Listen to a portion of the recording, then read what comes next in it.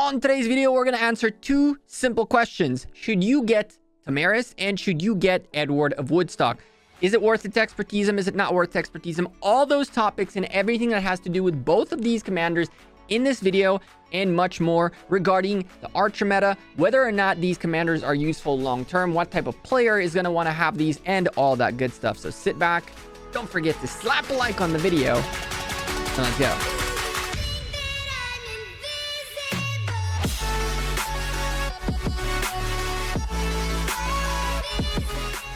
Hey there YouTube, welcome back to Gecko Gaming as we continue our series going through every single pair of commanders that come out of Midas Governor and Wheel of Fortune and Rise of Kingdoms. We've reached Edward of Woodstock and Tamaris, and it's time to go over them. Don't forget to drop a like on the video and of course subscribe down below for daily Rise of Kingdoms videos. I guess we've been uploading every single day for as long as I can. We've had a little bit of a hiccups lately, which harmed our viewership and hurt you guys. You guys stopped showing up, which is okay. We're gonna pick up the pace and start talking about Edward of Woodstock first. So Edward of Woodstock, out of the two commanders, is the most deceiving. That is right, he is indeed the most deceiving. When Edward first came out, he was extremely popular, especially for Archer players. Archer players were like, hooray, we finally have someone who is fairly strong. I mean, actually insanely strong. If you were someone who was looking to finally unlock the Archer meta, finally beat the infantry, and I keep saying finally because up until this point, being an Archer player was super punishing. This was the first time an Archer commander actually managed to infiltrate the meta in a very significant manner. That isn't, of course, Yi Seong-Gye, who is mostly used as a secondary with infantry or cavalry in certain scenarios, and not necessarily for his AoE more than for being an Archer commander.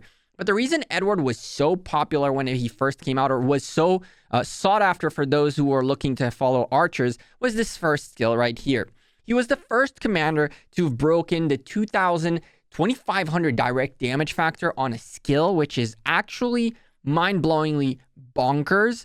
And unfortunately, though, on top of that is the fact that while using this active skill, troops led by this commander will lose 300 rage, will not drop below 0. So if you hit exactly 3,500 rage requirement, 3,550, you'd go poof, lose rage, but hey, you don't go below 0. That's not that biggest of a deal. But of course, if you have him as a secondary, for example, you might have accrued more rage, and that's why this is part of it. Essentially, his first skill made him a primary commander. Why? Because as a secondary commander, you lose half of the potency of his skill. He was the clear, finally, the primary commander, right? Yi Seong-Gye was clearly not going to be primary. He's well known, too targeted, too squishy in that regard. And this was the primary. Everybody, including myself, are like, insta expertise, not even a question. Get those wheels done, expertise, done deal. Boss from JWM back in the day, the leader of JWM before he quit, was also adamant about this commander. And for the record, for KVK, I believe it's season 2, he is fairly OP. He's very strong. The garrison tends to be more infantry geared and not that good of a garrison when it comes to the skills of the garrison in that level of the game. And so Edward was really sought after. However, those of you playing the game nowadays will know that Edward's stock, Edward of Woodstock, see what I did there? Edward's stock, just like wood, just went and it went to nothing. That's right. After season 2, Knights Raise the Flag of England was what you said while sitting on the bench forever. Essentially, the more the game progressed, Edward became completely irrelevant. Now, people still use Edward. As you can see, I still use Edward as well. But realistically speaking, you don't see that many Edwards on the open field anymore or at all. It's very rare to see him. And the main reason for that is that he's a huge damage dealer, but he's massively squishy. The bonuses and types of things he does is health and march speed. We're talking skill damage bonuses, and we're talking more skill damage bonuses. I'm talking archer attack, but very little defense. This guy, as an archer skill commander, is very easily squishable. And I can tell you there are people nowadays who still use him on the open field. But rallies with this guy just get instantly swarmed. And he just loses insane amounts of value right after that Season 2 KVK ends. Of course, as part of Rise of Kingdoms, archers are countered by cavalry And although the cavalry, the counter is about a 20% extra damage, everybody and their grandma are cavalry players. So anywhere you see an Edward, the Cavs swarm. So unfortunately, as much as I loved Edward, and I still occasionally use him, as you can see, the equipment, the good equipment for archers that I currently have sits on him as I was using him for an event. Edward of Woodstock is not a commander I would recommend you to expertise. I would recommend you to unlock him for the 10 sculptures that come out of Rider of History, and then put him on the shelf as a shiny golden knight with skinny legs, big shoulders, but nothing beyond that. On top of that comes an interesting scenario. With his Wheel of Fortune going around, the Mightiest Governor of Tamaris pops up as well. I can tell you that out of every single Mightiest Governor, and I'm talking including garrison commanders, leadership commanders, every type of commander out there, Tamaris was the one Mightiest Governor and is still the one Mightiest Governor that is the least sought after. That's right. People just don't think she is worth it. Tamaris is a very, very, very, very unique commander. She is the only commander in this game to have the one and most important set of skill and effect, which is insanely overpowered once you figure it out. And that is poison. She's the only commander that causes poison. She's the only commander that has the ability to cause poison stacks. And while you have her fourth skill expertise, 100%, it doesn't mean that you expertise her, right? If you get lucky enough, you can get that fourth skill all the way up, and that's that. The probability of you poisoning someone goes up to 100%, which means every single normal attack, you're going to stack poison. Now, what does poison do?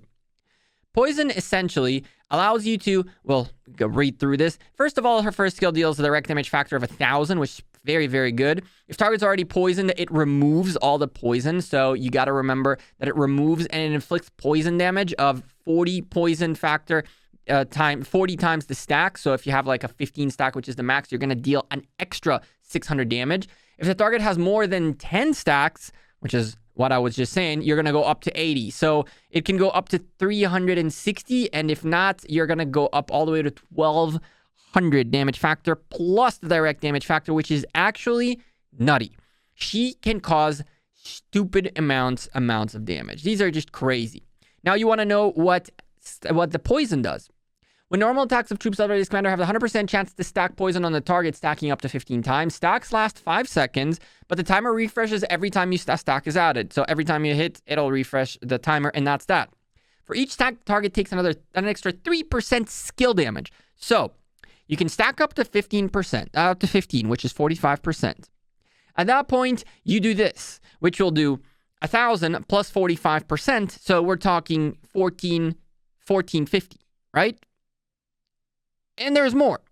You're gonna do another 1,200 on the poison damage, right? So all of a sudden, Tamaris, at her peak, when she's doing the most stacks possible, is doing dumb amounts of damage.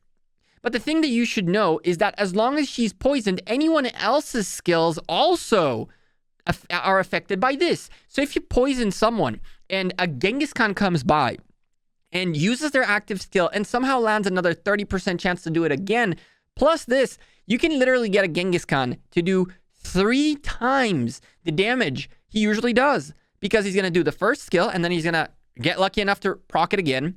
But because of the stacks at a potential 45%, he will do 145% and 145%, which is 290% on the one hit. It is actually bonkers. The problem with Tamaris is that she needs a primary. She's not a primary material type of commander, but she is probably the one thing about Archer meta that is extremely overpowered, extremely underlooked, and one of the ways a Archer commander can be very, very helpful on the field for pretty much anything. One of my favorite pairs are Ramses Tamaris. Ramses Tamaris are absolutely stupendous. The reason for that is Ramses is fairly tanky with Tamaris in the back is just a debuffing and damage dealing march. Tamaris out of the two would be the commander that I would say you should focus. If you're looking to focus on an Archer commander, this would be it. However, again, because of the way Tamaris works, you really want to have her as a secondary, which once more puts you at a point where YSG is your secondary commander because everybody targets him if he's primary. But now Tamaris is secondary as well, who will be primary. Unfortunately for the Archer meta, the primary commanders for Archer marches come in the next generation of Archer commanders, which are Ramses and Artemisia. Ramses and Artemisia end up taking up the spots of primary commanders with YSG and Tamaris, which means the Archer-focused commanders and the Archer-focused players really get stuck without being able to do too much up until they reach the point where Ramses and Artemisia are available, which is a whole cycle later.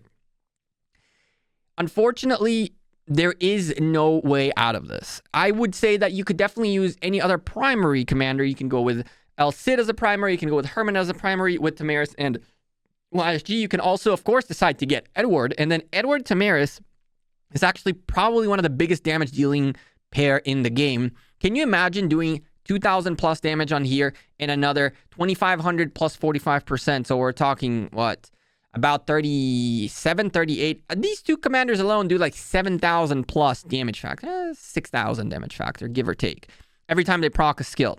The one thing you should know about Tamaris, though, that is very important is that when you proc a skill, all the stacks get reset, which means having her with a commander like Edward would require of Edward to not have a talent tree that is geared towards Rejuvenate. As you can see, ours is not geared towards Rejuvenate. It only has the one Rejuvenate. And the reason for that is we want the Rage to occur slower because we want the stacks to continue to stack. Ideally, the least rage regeneration you can get with a Tamaris, the better, so you can guarantee yourself a 15 times stack. And then after the 15 times stack, within the 5 seconds you have remaining, which is about 5 turns, go ahead and proc those skills and go bonkers. It is doable. It is useful. It's very helpful. And I can tell you that in events like, for example, Soroli Crisis or Ian's Ballads, having a Tamaris in the background while the Genghis Khans and Guans just go bonkers is incredibly overpowered. Tamaris is the most underrated commander out of them all, in my opinion. If you look through her Mightiest Governors, you'll see they're probably the lowest points Mightiest Governors in your kingdom. In my situation, I was in JWM in Kingdom 59 at its peak, at the best time JWM was, with the most activity and everything. And I got second place and third place in Mightiest Governors back to back, with very, very, very, very minimal investments. And the main reason I didn't make it to first place was that people were just pushing power for Osiris League at the time. The person who ended up first twice on those Mightiest Governors was straight up pushing million plus T5s because he needed them for Osiris League. That's about it. And so Edward and Tamaris, I would not take Edward because his shelf life drops drastically after KVK Season 2. But Tamaris is one that you'll see on the open field and in fights for many, many, many more months to come beyond KVK Season 2, especially once you get that sweet Ramses and Artemisia pair unlocked. You're going to get Ramses with Tamaris, or even Artemisia with Tamaris, which is actually a bonkers march, and you're going to be seeing crazy damage out of your archers.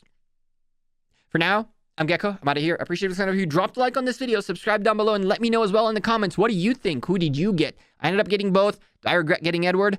I don't, because I got to lead a few rallies with him in KVK Season 2. But after that, he went out the window. Would I get his sculptures back? Probably, if I could, but I don't regret it. It was a lot of fun having him. Although, again, I would have preferred to have a long-term commander, more a longevity commander. And that's why I'm letting you all know so you don't make the same mistake. I'll see you all in tomorrow's stream. Take care and have a great rest of your day. Peace.